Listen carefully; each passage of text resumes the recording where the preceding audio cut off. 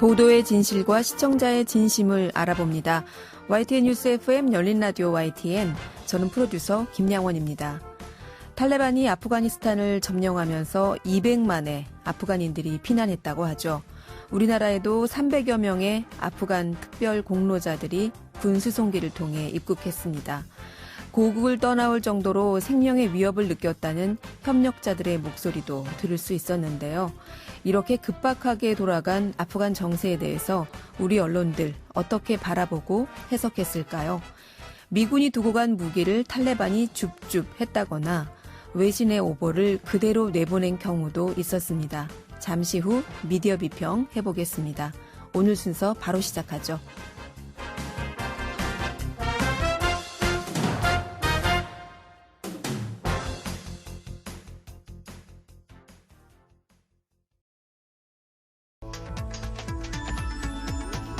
미디어가 전하는 이슈에 대한 다양한 분석과 팩트체크까지 바로 보고 뒤집어 보고 꼭꼭 씹어보기 위한 미디어 비평 프로그램 열린 라디오 YTN.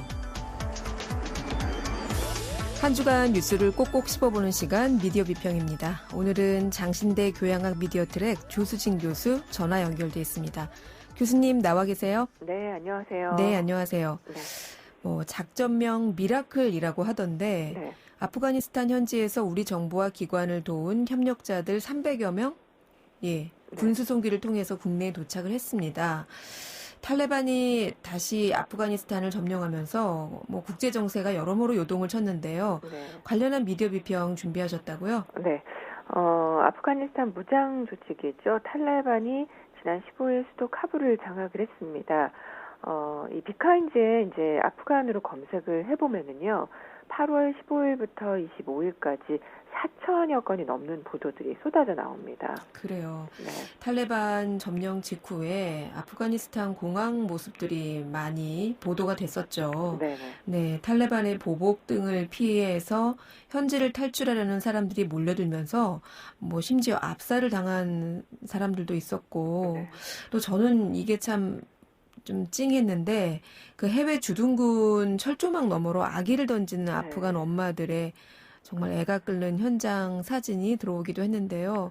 자, 그야말로 전쟁과도 같은 상황이 실시간으로 계속 보도가 되고 있습니다.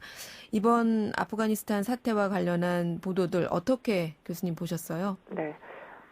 몇 가지 살펴봤는데요. 근데 이제 이번 보도 역시 그동안 우리나라 그 외신 보도에서 드러났던 문제점들을 여전히 가지고 있었습니다.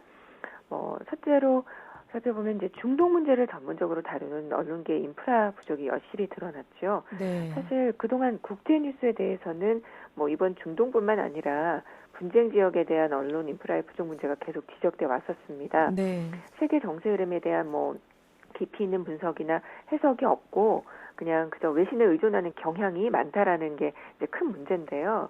이 또 다른 문제점 중에 하나가 외신의 이 불분명한 출처가 또 많다라는 거거든요. 국제 뉴스를 전할 때 어떤 외신을 받는지도 이제 외신을 받아야 한다면 어떤 외신을 받는지도 굉장히 중요합니다. 그런데 이제 국제 뉴스를 점점 연성 뉴스로 소비되는 그 경향이 강하게 나타나면서 자극적인 외신을 그대로 받아 쓰는 행태가 이어지고 있습니다. 그러니까 신뢰성 있는 언론사보다 황색 언론, 타블로이드지 이런 것들을 받아써서 문제가 생기는 경우도 있었고요. 여기서 또 발생하게 되는 문제가 이제 외신을 받았어도 그렇다면 확인의 과정을 거쳐야 하는 게 언론의 기본 역할인데 우리나라 언론이 이 부분이 점점 생략된다는 겁니다. 그러다 보니까 이제 오보를 받아 쓰게 되는 거죠. 네. 앞서도 말씀드렸지만 매우 혼돈스러운 현지 상황을 제대로 취재해서 보도하는 언론이 과연 있을까? 이런 생각도 좀 드는데요. 가장 많이 보도됐던 사진 한 장이 있어요. 네.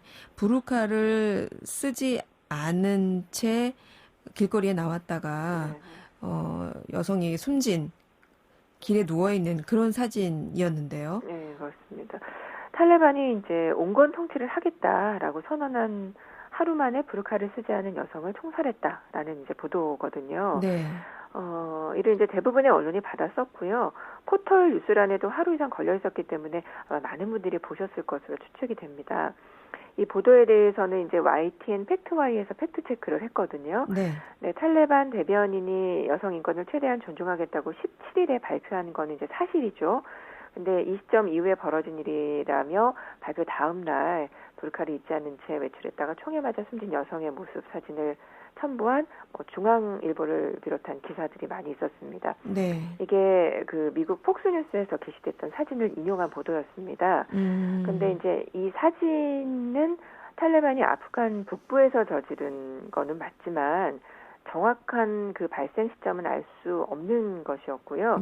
이 같은 사진이 지난 8일부터 이미 SNS에 올라와 있었거든요. 네. 그러니까 이제 폭스뉴스가 게재한 사진 속 여성은 탈레반과 아프간 군인 간의 그 충돌하는 과정에서 그 17일 온건 정치를 하겠다라고 발표한 그 17일 이전에 사망한 것으로 밝혀졌어요. 그래서 폭스뉴스에서도 이제 이 사진이 삭제된 상태입니다. 근데 이제 문제가 되는 건 우리나라 대부분의 언론이 그 오보인 폭스뉴스의 기사를 받았으면서 동일하게 오보를 생성해낸 겁니다. 물론 뭐 가짜 뉴스인지 아닌지 빠르게 사실 확인하는 거는 쉽지가 않습니다. 네. 특별히 이제 이 분쟁 지역에서는. 네. 그렇지만 이게 사실이라면 이 중대한 뉴스를 뭐 CNN이나 뉴욕타임즈, BBC 등에서 다뤘겠죠. 근데 여기서 다루지 않았었거든요. 네. 그러니까 폭스뉴스에서만 이렇게 다룬 건데 우리 언론이 외신을 조금만 다양하게 살폈다면 금방 확인할 수 있는 문제가 아니었을까? 뭐 이런 생각이 듭니다. 네. 아프가니스탄을 이 탈레반이 다시 점령한 것 자체가 8월 15일. 그런데 이 내용에 말씀하신 부르카를 쓰지 않은 채 숨진 여성의 사진 기사는 이미 그 앞서서 한 일주일 전부터도 그렇죠. 네, 기사가 걸려 있었다. 그럼 뭔가 시점이 맞지 않아요? 네, 그렇습니다. 네. 국내 언론에서는 참 대대적으로 보도했던 기사인데 이 오보일 가능성이 있다. 이렇게 취재나 확인이 어려운 상태가 이어지다 보니까 최소한의 확인 절차도 생략한 채로 외신을 인용하는 경우가 좀 많은 것 같습니다. 네. 사실 이제 국제 뉴스라는 게 우리가 다 나갈 수가 없잖아요. 그러니까 네. 세상을 바라볼 수 있게 하는 어떤 창의 역할을 해야 하는 거거든요.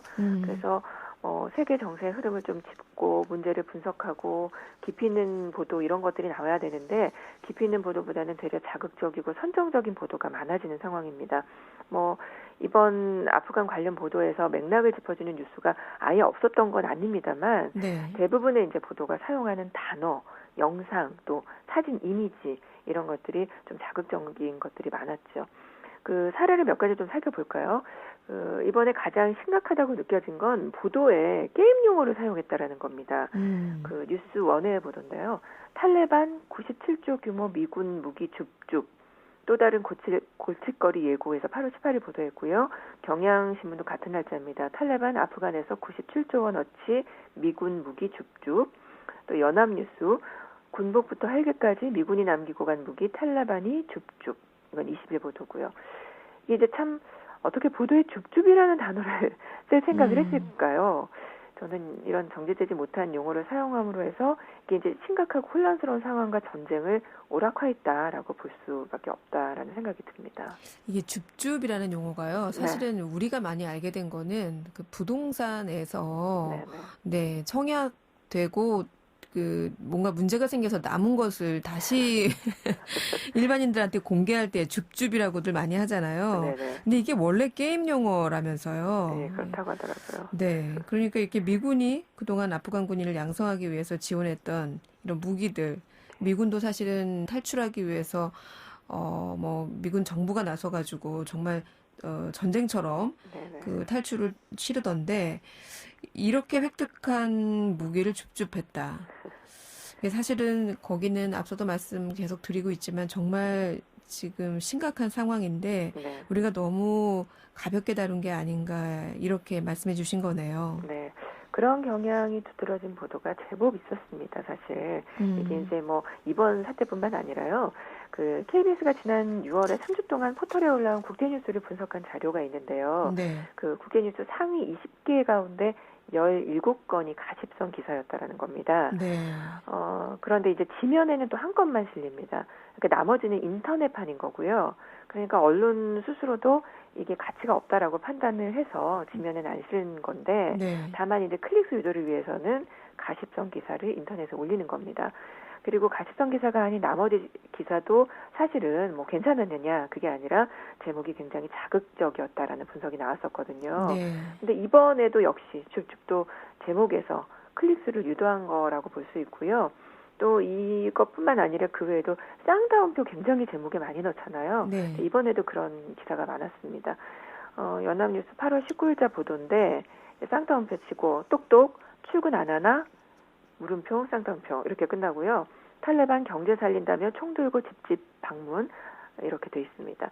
이제 따옴표 안에 있는 앞부분 제목만 보면 이게 이제 심각성을 느끼거나 전쟁 상황의 위험을 느끼는 등의 그건 알 수 없는 전혀 알 수 없는 그냥 대사 같은 거죠. 네. 네, 그 아프가니스탄에서 구호 활동했던 한비아 씨 잘 아실 겁니다. 네. 이제 한비아 씨가 최근 모 라디오 방송에 출연해서 이번 사태와 관련해서 그쪽에서 이제 일을 했었기 때문에 인터뷰를 했는데요. 역시 이 부분을 지적을 합니다. 우리 언론 보도가 이번에도 보니 너무 자극적인 제목과 내용들이 많다라는 거죠. 그 언론 인권센터에서도 이번 보도와 관련해서 비평을 냈는데요. 언론의 보도 때문에 탈레반과 전쟁에 대해 그 왜곡된 이미지를 갖는다는 우려를 표했습니다. 특별히 이번 보도에서 우리 언론이 그 사안의 심각성을 드러내지 못하고 탈레반의 일방적인 주장만을 인용하거나 또 탈레반 대변인이 뭐 참을성 있게 답을 했다라는 식의 주관적 표현을 덧붙이는 그런 기사들이 좀 있었거든요. 네. 그래서 아프간의 비극을 탈레반의 노력과 성과로 표현했다라고 또 이 단체에서 지적을 하기도 했습니다. 네. 뭐 그나마 좀 의미 있는 보도들도 찾아보셨나요? 네, 뭐 이번에 특히 이제 국제사회가 아프간 여성들의 인권 문제에 대해서 우려하고 있는 상황이잖아요. 그렇습니다. 네, 그러다 보니까 그 우리 일부 언론에서도 아프간 여성 또 아동 인권 하락의 우려를 다루는 기사들이 다뤄졌습니다.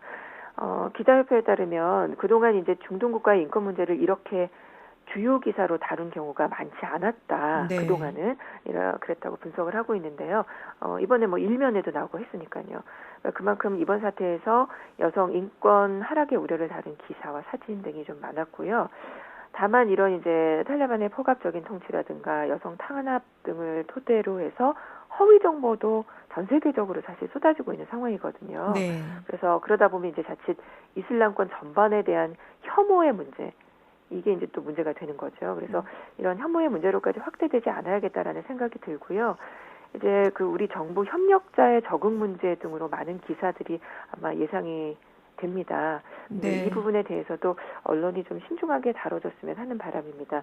지난 26일 아프간에서 한국으로 들어오는 그 현지 협력자들에 대한 기사들을 보면 오히려 시민분들이 그 댓글을 달아놓은 것 보니까 더 성숙하다라는 생각이 들더라고요. 네. 그래서 우리 시민들의 이런 눈높이에 맞는 국제뉴스 보도들을 좀 기대를 해보겠습니다. 네. 아프가니스탄의 우리 정부 기관 협력자분들 이분들이 인도적인 특별 체류를 하게 된다고 들었는데 네. 이제 도착을 하셨지만 그 비행기 탑승 전에 찍힌 사진들을 보니까요. 모자이크가 좀 허술하게 되어 있거나 네, 아니면은 여행 허가증을 그 빠르게 확인하기 위해서 이제 임시 번호가 이렇게 지급이 됐는데 그게 그냥 사진에 노출이 돼 버린다든가. 근데 사실 이게 우리 외교 당국과 또 군수 송기까지 나설 정도로 극비 상황인데 네. 이렇게 아프간 협력자들의 신변 보호를 위한 어떤 조치들 언론이 좀 더 신경을 써야 되지 않을까. 네, 이런 지적도 있습니다. 알겠습니다. 교수님, 오늘 말씀 여기까지 들을게요. 고맙습니다. 네, 감사합니다. 네, 지금까지 조수진, 장신대 교양학 미디어틀의 교수였습니다. 진실을 전합니다. 진심을 다합니다. 시청자 여러분의 목소리에 귀 기울이는 YTN 뉴스 FM, 열린 라디오 YTN. 토요일 저녁 8시 20분에 방송됩니다. 한 주간 YTN 라디오에서 방송된 프로그램들을 모니터링하고 평가해보는 시간입니다. 오늘은 박채린 시청자평가원 전화 연결돼 있습니다. 평가원님 안녕하세요. 네, 안녕하세요. 네, 이번 주에는 어떤 프로그램 모니터링 하셨습니까? 네, 매주 평일 오후 5시 30분에 시작되는 이동영의 뉴스 정면 승부를 들었습니다. 8월 9일부터 2주간 모니터를 했습니다. 첫 주는 휴가를 간 진행자 이동영 씨를 대신해 임재성 변호사, 김민아 시사평론가가 진행을 했는데요. 이동영 작가처럼 시원시원한 진행의 느낌은 덜했지만 안정적이면서도 신뢰가는 진행이 돋보였던 것 같습니다. 네, 이동영 작가의 휴가 기간 동안 뉴스 정면 승부 어떠셨습니까? 네, 먼저 오늘의 키워드 코너를 살펴보겠습니다. 매주 화요일, 금요일에 헤럴드 경제 배두원 기자, 오마이뉴스 박정호 기자가 번갈아 출연하면서 주요 이슈를 소개해주는 코너입니다. 아쉬운 점은 오늘의 키워드라는 코너명이 무색하게도 오늘의 키워드가 무엇인지 선명하게 드러나지 않는다는 점이 하나 있고요. 또 다른 아쉬운 점은 다른 코너와의 차별점이 크게 드러나지 않을 때도 있다는 점입니다. 지난 8월 17일 오늘의 키워드 코너에서는 상대방의 약점과 실수만 부각하는 네거티브 공세를 중단한 이재명 지사에 관한 소식과 홍준표 의원의 대권 도전 공식 선언, 그리고 김동연 경제부총리 정치행보 등을 다뤘습니다. 그 전주인 8월 10일 방송에서는 민주당 대선 주자들이 발표한 공약과 국민의힘 대선 주자인 윤석열 전 검찰총장의 정책 자문단 등이 주제였습니다. 여기서 이날의 키워드가 무엇인지 잘 드러나지 않았고 소재도 뉴스 정면 승부의 다른 방송 내용과 별반 다르지 않았습니다. 제가 오늘의 키워드를 들으면서 유익하다고 느꼈을 때는 정치권 이슈를 많이 다루는 뉴스 정면 승부가 놓칠 뻔한 이슈를 소개해 줄 때였는데요. 정치평론가가 아닌 경제지와 온라인 매체의 기자가 출연을 하다 보니 소재가 다양할 때가 있습니다. 예를 들면 8월 20일 방송에서 부동산 중개보수 상한율 인하에 대한 소식을 전했는데요. 이 코너가 아니었다면 뉴스 정면 승부에서 다뤄지지 않았을 것 같은 놓칠 뻔한 이슈였다라는 생각이 들었습니다. 정치권 논쟁이 아닌 이슈로 다뤄진 몇 안 되는 뉴스이기도 했습니다.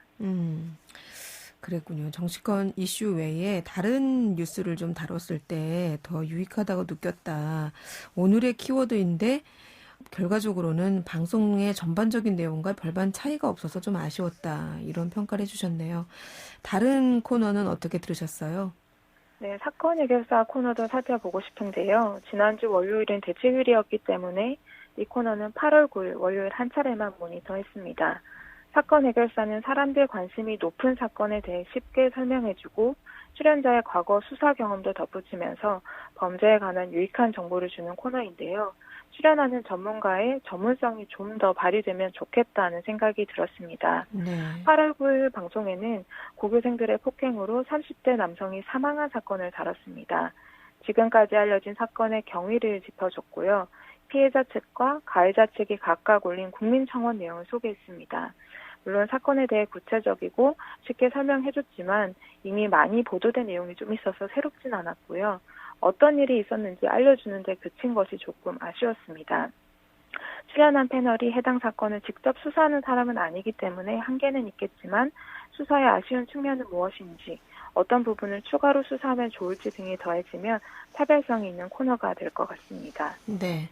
사건 해결사 외에 다른 코너는 어땠습니까? 네, 8월 10일 스포츠 측면 승부 코너에서 도쿄올림픽에 대해 총평을 해보는 시간이 있었습니다. 메달 지상주의 문제를 잠깐 다뤘었는데 사회를 하고 사람들에게 감동을 준 우상혁 선수를 언급하며 이제 메달이 중요하지 않다는 이야기를 나눴습니다. 메달 지상주의를 벗어날 때가 됐다는 이야기를 하면서도 노메달, 노골드 등 메달을 따지 못한 것을 아쉬워하는 표현을 사용했는데요. 이런 단어를 쓰지 않았다면 메달 지상주의를 지향하자는 메시지가 더 선명했겠다는 생각이 들었습니다.